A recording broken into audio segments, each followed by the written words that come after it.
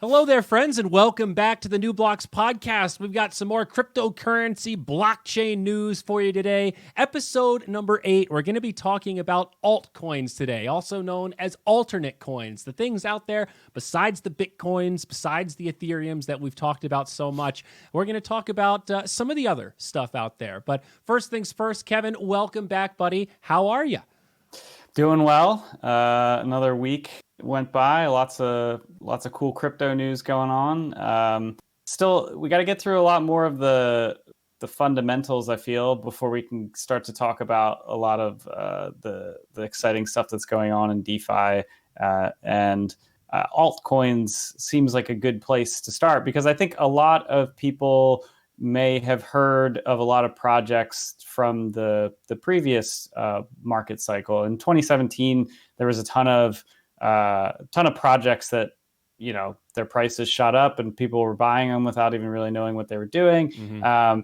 And so I thought this might be a good place to kind of circle back, see how different projects did since then, and, you know, help people parse out what exactly it is that they're what it is that they're considering investing and how they might approach a decision about like what coins they might want to care about. Which cryptocurrency is for me? Because Lord knows there's a whole bunch of them out there, Kevin. So a lot of diversity on that front. And today we're going to have a little bit of a history lesson as well, because a lot of these altcoins were born from a different era, 3-4 years ago, when the blockchain space just looked a lot different. The technology moves quickly in this sphere. Yeah, it definitely does. And again, I mean, like any other episode, none of this is financial advice, but I feel like in particular, it's worth mentioning that today because I think the TLDR on a lot of this is that you really do need to kind of understand what it is that you're putting your money into. And that's not something that I or you can do for you. Yeah.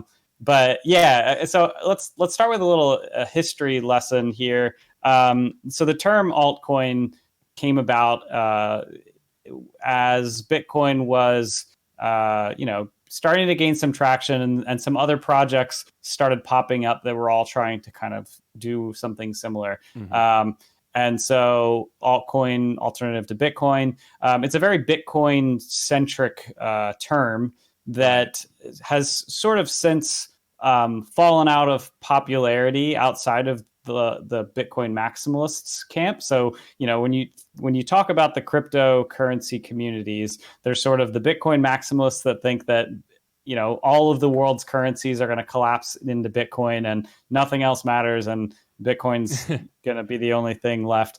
And then there's sort of everyone else that's like, okay, maybe it's not that simple. And maybe not everything's competing against Bitcoin. Well, that's the weird thing about maximalism. And I think it cuts both ways, where it doesn't only imply you think Bitcoin is the best, it implies also that you think everything else is completely inferior, sort of by definition. And sometimes that can lead to very one-sided conversations, let's say. There's a lot out there in the cryptocurrency space. But there was a time when it was just Bitcoin. Right. And this is how every technology works. Think about the iPhone, right? This full screen touch phone. As soon as the first one comes out, it gets reverse engineered and everybody else wants to get in on this new technology and have their own spin on it. So this is just following suit with many other human innovations where a real breakthrough will lead to a lot of imitators and follow-ups that don't have that first mover advantage, but think they have some sort of a niche or differentiator somewhere else on the spectrum. Yep. And when it comes to blockchains, the way that you go about creating a new project, you could start from scratch and you could, write all new code, or alternatively, you could do what's called forking, which you think of like a fork in the road. You take the existing state of the network, and you fork it and create this new split that creates two separate blockchains. And so that's oftentimes what we saw very early on. We saw people that were taking Bitcoin and they were forking it to create like a variant of it. So we started seeing ones like Bitcoin Cash, which then forked again into like Bitcoin ABC and Bitcoin Satoshi's Vision. So a lot of these forks then started splitting off and having their own sub forks. We saw Litecoin was another very popular fork and still is a pretty, I forget what it is on the market cap list. I think it's like number 10 right now. Does Litecoin count as a fork because it has a different algorithm? Is that just a different? Yeah, it's a good question. So the term fork is often used to be pretty black and white, but it doesn't always. Like forks of a currency don't always have to use 100% of the code that exists on that currency. So yeah, there might have been a differentiation in the way that Litecoin came about, where it was like sort of a created as a separate project. But yeah, so not all forks are created equally. Gotcha. There's been many others as well. There's like Bitcoin SV. I don't know if you mentioned that one, like Bitcoin Gold. I think there's been a lot of additional names, and a lot of them have stuck around, but some have also gone by the wayside. Right? We have seen some of these newer cryptocurrencies pop up and then die.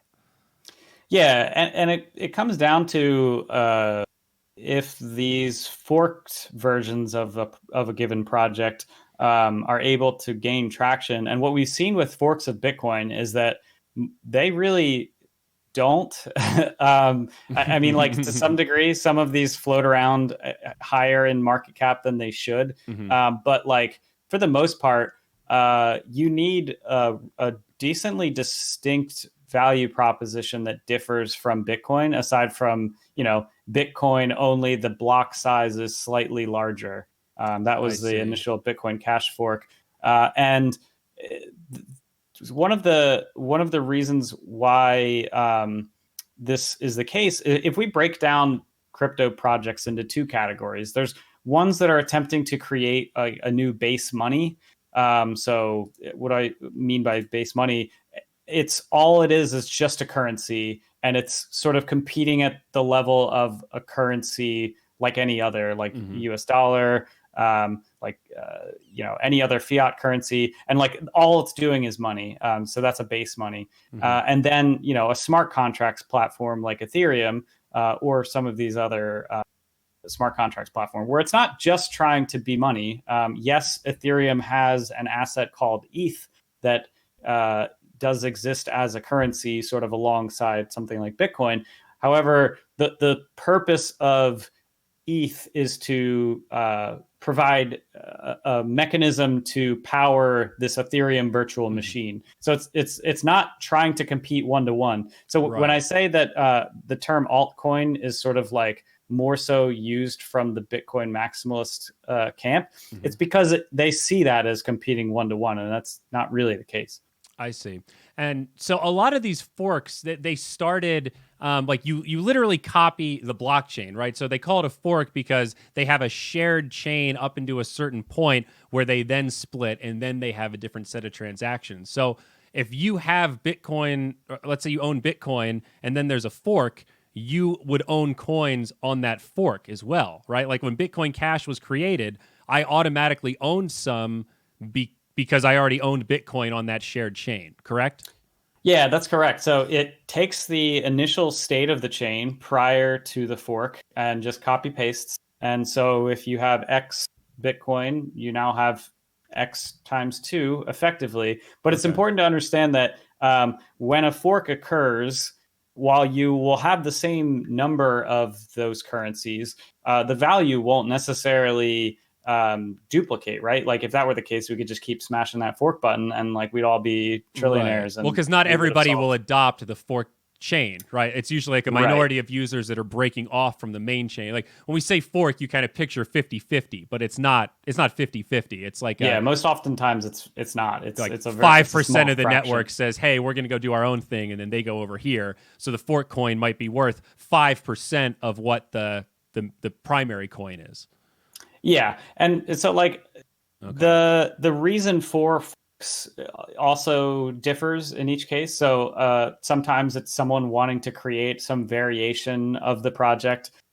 Sometimes there's like just a genuine dispute and like an event occurs. So the Ethereum Classic fork occurred because of a hack to a very large project that was held a lot of funds on Ethereum. And that the hacker was able to get away with a huge chunk of the network's value. And Ethereum, it would have been sort of, it was so early on in its life cycle that had that hack sort of like persisted and that person been able to take that money, it would have really thrown the potential for Ethereum kind of like out the window. So what occurred is that Vitalik, the founder of Ethereum, and many others in the community proposed, let's create a new fork of Ethereum that reverts that transaction and says like, oops, we made a mistake. Like this mistake is so early on in the life cycle of Ethereum and so massive and detrimental to Ethereum that we are going to, it's like a one-time mulligan. Revert it. Yeah, it's like exactly. And that's, we agree this is anti-decentralization, but as a community, we're agreeing this one time it's for the best of this network at large for it to be able to succeed, to benefit from decentralization. So it's a little like oxymoronic, but at the same time, you kind of get it, because like if they didn't do that, you could argue maybe Ethereum wouldn't exist the way it does today. Yeah, and so like because that was not everyone agreed with this, there was the initial chain of it, which is now called Ethereum Classic, persisted. So Ethereum Classic was the version of the chain where the hack continued to persist, and then the fork of Ethereum is the one that we all call Ethereum today. Wow. And so anyway, all of that is to say that forks can come about through a few different reasons. Is Ethereum Classic still going? Just out of curiosity, because that seems like it seems wild to me that people would want to hang on to a chain that had this huge blunder, let's call it, attached to it. Yeah, so I'm trying to scroll through the list of all of like the top. It looks pretty low coins, and it's not. I'm not finding it. Okay, so it's number 70 on the total list. Okay, so yeah, it technically exists, but yeah, for that reason, like Ethereum is more than just the price of the token, and so if you were to try to like get all of post fork. All of the developers and sort of community continue to form around this one fork. But now there's this like sort of small little chain that's like all it really has on it now is just like the initial transactions and like maybe a project or two. There's not a ton of actual usage that's happening on Ethereum Classic. So it's kind of just slowly making its way down the so okay, cool. So what else do we have here, Kev? There's a bunch of other coins. What else are we diving into here? Yeah, so I think another side to this, aside from just forks, are these different projects that popped up around the 2017 era. And one type of project that I want to highlight in particular are projects that were like really rallying around this idea of like the speed and the price of transactions being as low as possible. So they would point to something like Bitcoin that has 10-minute block times, or Ethereum that has 12-second block times, and say like, all that's garbage. Like our chain can process, like new blocks every 1 second, and like my computer's faster than your computer. Exactly. And like the cost of transaction is like next to nothing. And so a couple of the projects like this, EOS, Tron, XRP, these were all projects that like gained a ton of popularity. I mean, XRP is still at the time of recording this, that's number Ripple, 7, right? XRP. Yes, that's Ripple. Yeah. But like in each of these cases, these are very, very centralized projects where all or most of the nodes that exist on that blockchain are all run by the company that created the project. And as we've talked about in the past, the way that blockchains work is they take decentralization and they convert it into trust. And if you have zero decentralization to begin with, don't put a lot of trust into that blockchain. Yeah. And one of the other ones on here, the Facebook coin, right? It used to be called Libra, and I didn't even realize this until we sat down to write the notes of this episode, but they changed the name, I think, in December of last year. Now it's called Diem, D-I-E-E-M. Yeah. But this is Facebook's prized cryptocurrency that I still don't understand exactly what its use case is going to be, or why it is something beyond just marketing buzz, but I guess TBD on that still. Yeah, it falls into this category because again, it's sort of at the expense of decentralization. It's sort of geared toward this just an alternative to the dollar that could be shared. The state of the network could be shared amongst like 20 companies. So it was like Uber and PayPal and Visa and like all these big financial and tech companies would all sort of be the nodes on the network. But again, I mean, without decentralization, all it takes is the Fed to step in and be like, "Hey, start censoring transactions, please," and everyone's going to go ahead and comply because they don't want to ruin their businesses. Gotcha. Yeah. So another bucket to talk about that sort of came about during the 2017 boom, and some projects that had started prior. Are these like what are called third gen blockchains or Ethereum killers? These are all projects that sort of focus on the smart contracts platform side of the coin. So they're not just trying to be base monies. They're trying to compete directly with Ethereum. So like Tezos, Cardano, even though there's after years still no smart contracts exist on Cardano, Solana, even Binance Chain. These are all projects that sort of like tried to take what Ethereum was doing and do it better. And over time, what has kind of happened is that because Ethereum has been around for so long, it has achieved so much more developer adoption that more projects exists on the network that have drawn in more users and more community has formed. And so even if some of these other alternative projects like have some valid points and like might be making some sort of technical improvements in one way or another, we're not seeing a ton of adoption in most of these cases. Binance is like the only one that is achieving a bit more adoption, but again, it's owned by a single company. It's to me not the most interesting thing. Yeah, absolutely. It goes back to that old clip that I think many of us have seen of Steve Ballmer, the old CEO of Microsoft. Developers, developers, developers, developers, developers, developers, developers. That's like the base of your pyramid when it comes to anything in the digital world. And that's not even unique to blockchain, right? That's unique to just any kind of apps, any kind of platform, even like phone operating system, right? What is the key to Apple's App Store thriving? It's that they have a lot of developers that are making apps and growing the whole ecosystem. It's an acceleration thing, and it's not like this linear growth over time. The more stuff you have, the more people want to develop there, the more users use it. That feedback loop really allows you to grow quickly, and being like a startup in comparison to that, it is so hard to get traction. You have to have a really, really strong value proposition for people to give up the opportunity cost of working on the biggest platform, right? Why would you want to write apps for Zyori phone system when you could write apps for the Apple OS, right? It's kind of obvious. I mean, we've seen all of the projects that even Google, a huge company, has to make work. Like after Facebook got popular, they made Google Plus.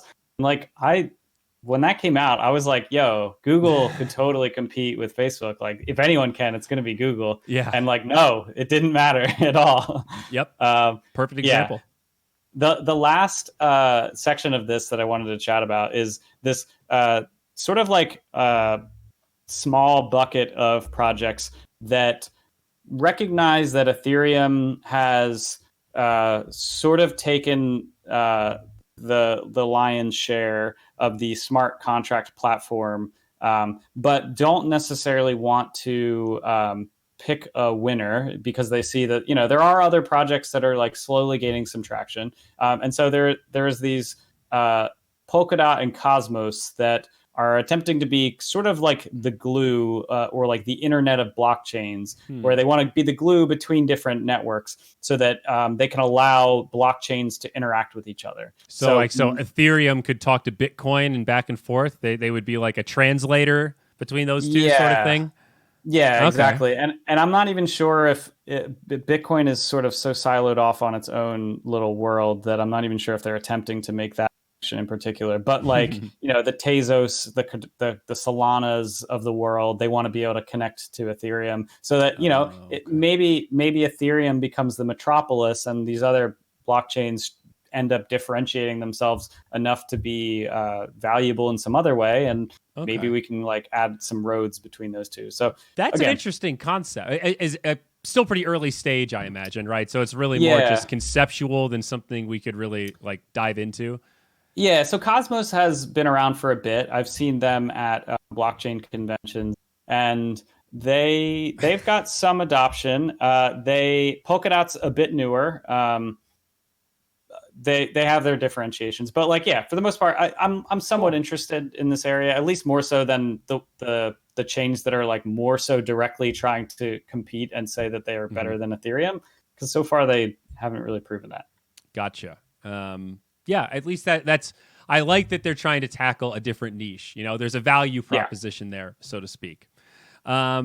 All right. Well, how about we do some lightning round here, buddy? Let's talk about some altcoin questions. How do I differentiate between marketing and tech? Now, I got a little anecdote to share here. I have a Litecoin miner sitting in my shelves over there. I was holding Litecoins for a really long time. A little bit of Bitcoin, a little bit of Ethereum, but I really bought into the marketing and the dialogue around Litecoin. This idea that the miners are a little less power intensive, the transactions are cheaper and faster, and the good old saying, the silver to Bitcoin's gold. Now, when I first heard that, I couldn't tell you what it means, but I definitely felt like, hell yeah, I would buy silver instead of gold. I'm buying Litecoin. And then I bought some Litecoins. Now, I'm like a little embarrassed to admit that because I feel like that's just straight marketing, but it was so convincing. How do I tell the difference between that and a genuine technology? Yeah, I mean, this is like the $1 million question, because it's not always to be able to guess that. I mean, I bought Litecoin as well. I mean, I bought worse projects as well, because it's not always obvious which way the wind will blow. And even if you do your own research, like it's hard to know how to do your own research. And so like a couple of red flags I would say to look out for. First and foremost, developers and adoption. Like if you are really into speculating at like the earliest part of the project, like you're taking on a ton of risk. So it helps to sort of like find like some amount of established community that exists around a thing, and that's also hard to tell what's organic and what's not. But like another one is just like companies that are throwing money at marketing, or projects that are throwing money at marketing. Oftentimes that means that they're not putting that money into something more useful, like the technology itself. I mean, Ethereum, there's never been any concept of marketing around Ethereum. Like the marketing is it's a hell of a good product. That's it. Yeah, word of mouth, because people tell their friends how cool it is. That's exactly. Another one, like projects that fall into that category of caring more about speed and the cost of transactions than decentralization. That they try to take jabs at some of the more established players for being expensive and slow. Like that's a short-term game. Like that, there are scaling solutions that will address a lot of these problems over time. And so if your entire project revolves around a short-term solution, like you're not going to make it. And then, projects that just copy paste from stuff. So Tron is a good example of this. It's a fork of Ethereum that does not try to differentiate itself in any way. And anytime that a protocol or a project like takes off on Ethereum, Uniswap is their largest exchange, and then Tron just makes their copy paste version of Uniswap. And then, when Synthetics starts to get popular on Ethereum, Tron just copy paste Synthetics. And so it's like, if all they're doing is like copy pasting, I don't think that they're actually providing a ton of value. It reminds me of those esports journalism sites where they don't do any journalism. They just repost things that other people break. And obviously that's a part of news coverage, but ultimately you want to also break stories and bring news to the table. If you're only echoing other people's stories, you're not really a news source. You're sort of just like a retweet chamber. Yeah, you know? Yeah, I feel you. Okay. Yeah, and like the final point here is just projects need to differentiate from established players if they're going to try to compete at that same level. Like I'm sort of feeling like at this point we don't really need another like base money in the way that Bitcoin is sort of establishing that. And in the same way, like I'm not sure how many base smart contract platforms, there necessarily has to be. So if it's like just trying to do the same exact thing but like tiny bit better, that's not a huge differentiation. Not enough. So question for you: will we see more forks? Is this a thing of the past or something we will continue to see? It's a good question, one worth asking, and one that has a slightly convoluted answer. Technically, yes, we could see future forks. Forks can happen at any time, and just saying something's forked really doesn't have any implication about adoption. So an individual even could try to fork a Bitcoin or something else tomorrow. Nobody will use it, and then it'll become obsolete almost immediately. But nothing stops them from forking it at any time. They're generally bad for the network, and the earlier they happen in the blockchain's history, generally the less destructive they are. So the longer we go, the older the blockchains get. I think there's this sliding scale of it being a little bit less likely because it's so detrimental. There's like a game theory thing that starts to kick in here where everybody wants to back the blockchain that's going to be the biggest. So if you fork and then one of the forks doesn't go so well, the market will kind of swing back towards the main chain a lot of times. So technically yes, but not really. We have another point here, Kevin, that I've forgotten about though, about halving. What's the key part about halving with forks? Yeah, so like I think it's just this concept of like when a fork splits in half, that doesn't necessarily mean that the value splits in half, right? It's yeah. I try to think of it as if 5% of the network and the miners and the users and the community leaves, then probably roughly 5% of the value is going to leave as well. And so, cutting a blockchain in half doesn't mean you've doubled the yes, or doubled the value rather. It all goes back to adoption, I think, is kind of a key point here. So question for you though, how can I tell if a cryptocurrency is artificially inflated? Because in theory, right, like a rich actor could come in and, make it appear like there's a bunch of micro transactions happening, or look at all these new users using the blockchain, but really that's just one millionaire who's broken that $1 million into a lot of little transactions to make it look like there's all this organic growth. Does that happen? How can I tell if that's like a thing that is happening? Is it a pump and dump or is it real? It's hard to tell.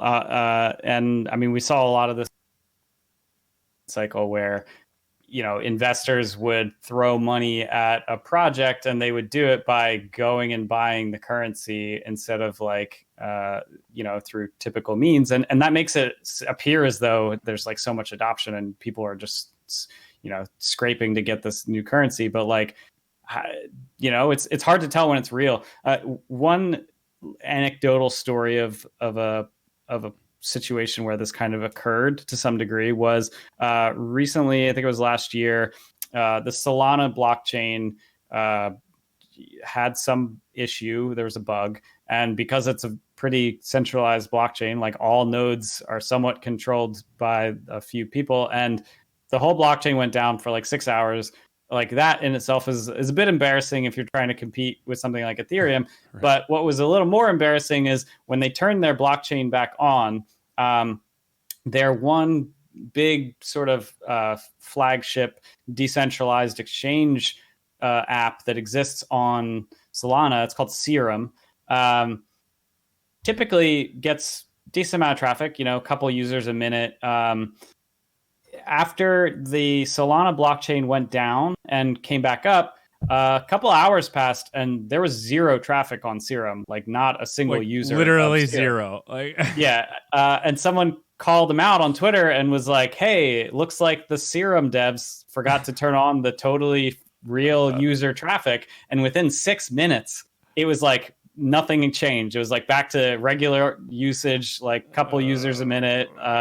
As if it wasn't just using a bot. And when it comes to this space, like blockchains and trust are very intertwined. And when you are doing shady shit that breaks the trust of a community, like why do I have any reason to believe anything that you're saying or like assume that you have good intentions? So That's that's just scary. one example, but That's yeah, real I mean, like scary, anything though. else. But we only know about that one because, like, in theory, they screwed up, right? They forgot to run script number 2 that turns the exchange transactions back on. The fake traffic. How many of those have been doing that but didn't make that mistake, and we just haven't found the smoking gun yet? God, I hope it's not a lot, man. That's scary. Yeah, and that just means, like, you know, you have to like be really sure about the projects that you want to invest in, because there's a lot of money on the line, or be willing to accept the risk. That's the other part too. Yeah, don't put money in that you're not willing to potentially lose. You know, if that's a game changer, then maybe don't risk it. Yep. All right, final question. What is Dogecoin and why does it exist? Good old Dogecoin. This is almost like its own category of meme coin. And it's like Dogecoin is the Bitcoin of meme coins. It is the meme coin. We've all seen the Doge meme, the cute little dog. Was it a Shiba Inu or whatever? And he's making the face. It's based off that. And it was literally created as a joke. The person that started it, I forget his name, but he just wanted to see if a meme could actually take traction and go anywhere. And believe it or not, it did. And weirdly enough, a Dogecoin is a fork from Litecoin, where it's the same algorithm. It's called Script. It's notarized as Scrypt, kind of, you know, like a play on cryptocurrency. But it's actually kind of taken off a little bit, and it doesn't have a specific purpose or utility besides being a meme. But by virtue of that, it kind of is the poster child of the power of memes. The market cap of Dogecoin right now is like 6 billion. 6 billion. When I first read it, I was like, it must be 6 million. That's not that much. No, it says a B, 6 billion. So is it a good thing or a bad thing? It's kind of both. In some ways, it's a little bit of a pump and dump. It's had its moments where it's jumped up because, the people have been able to use it for the low transaction fees because it's not a network that actually gets that much traffic. And then at other times, it's in recent history been pumped up by people like Elon Musk. I think Gene Simmons was tweeting about it. Snoop Dogg. Yeah, Snoop Dogg. Yeah, so... it is a little bit of like a pump and dump kind of meme on top of the meme that is memeing on the GameStop meme. So it's sort of a weird. I mean, is it crazy to say that Dogecoin is like a living, breathing art piece, Kevin? Is that kind of is that derivative? Is that reductionist? It doesn't have a real value proposition, but in turn, that is its value proposition, which is a really strange meta concept. Yeah, and I mean, I think all of that is to say, like, if you could invest in that and maybe it could work out for you. I don't know. I'm not going to try to somebody went 30x on Dogecoin. I hate that that's a reality, but somebody somewhere actually did do that. Fuck. Yeah, for me personally, like I'm maybe just like too risk averse, but like I don't know how many base monies we need. And yes, like I do agree. Like this shows the value of memes, and that is actually really powerful. It's just like without differentiating itself and really only being another base money, it's, I don't know, not for me, but hey, maybe it's for someone else. It's interesting to see where it's going. I as well don't hold any Doge coins, but so the internet's a weird place, and sometimes things just exist for the sake of existing. So there you go. What a great way to wrap up altcoins in a nutshell right there. Yeah. It's been another good one. Folks, please, if you've been enjoying the podcast, give us a like, give us a comment. If you're watching on YouTube, listening on Spotify or iTunes or anywhere else, shoot us your questions, shoot us your feedback. I've gotten some DMs from people that have said the show's helped them start to understand some of this really deep, complex world of cryptocurrency and blockchain. If you've made it this far, you're doing great. Give yourself a break. This is super complicated stuff, bleeding edge technology. It's not easy to understand. So, bit by bit, we're all going to get there together. We appreciate you joining us. And, man, press subscribe so you get the next episode right as it pops out. Kevin, buddy, I'll see you on the next one. Adios.